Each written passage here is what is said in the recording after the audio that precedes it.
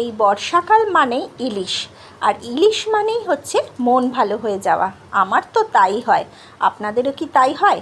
তবে আজকে ইলিশের যে রেসিপিটা করব সেটা ভাপা বা পাথুরি বা সর্ষে নয়, একটা নতুন রেসিপি আপনাদের সাথে শেয়ার করছি। আমি এখানে রসুন আর শুকনো লঙ্কাকে ভিনিগারে ভিজিয়ে রেখেছিলাম। সব শুদ্ধ আমি এটা একটা মিহি পেস্ট বানিয়ে নেব। দিয়ে দেবো একটু সর্ষে, এখানে আপনারা গোটা সর্ষেও দিতে পারেন। পরিমাণ মতো নুন আর হলুদ দিয়ে একটা মিহি পেস্ট আমি এখানে করে নেব।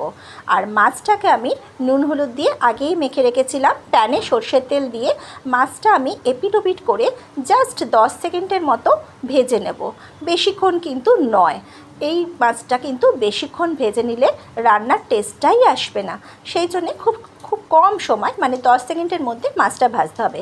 আমার মাছটা যেহেতু খুবই অল্প ছিল, সেই জন্যে আমি প্যানের এক পাশে রেখে কালো জিরে ফোড়ন দিয়ে দিলাম। কালো জিরেটা যেই ফোড়ন হয়ে যাবে দিয়ে দিলাম ওই মিহি পেস্টটা, দিয়ে ভালো করে আস্তে আস্তে করে মাছের সাথে মশলাটা কষতে থাকবো। যখন মশলা থেকে তেল ছেড়ে দেবে তখন এর মধ্যে এই মশলা ধোয়া জলটা দিয়ে 10 মিনিট মতো এটাকে কভার করে রাখবো। ব্যাস, আর কিচ্ছু লাগবে না।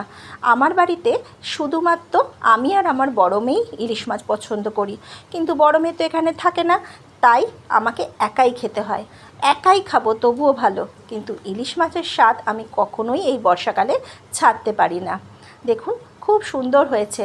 আজকেই আমি এই রেসিপিটা করেছি এবং ভাতের সাথে খেয়েছি, অসাধারণ লেগেছে। তাই আপনাদের সাথে এই রেসিপিটা আজকে শেয়ার করলাম। আপনারা একবার এটা করে দেখবেন, এবং যদি আমার এই রেসিপিটা ভালো লেগে থাকে তাহলে আমাকে একটা লাইক আর কমেন্ট করে দেবেন, আর পেজটাকে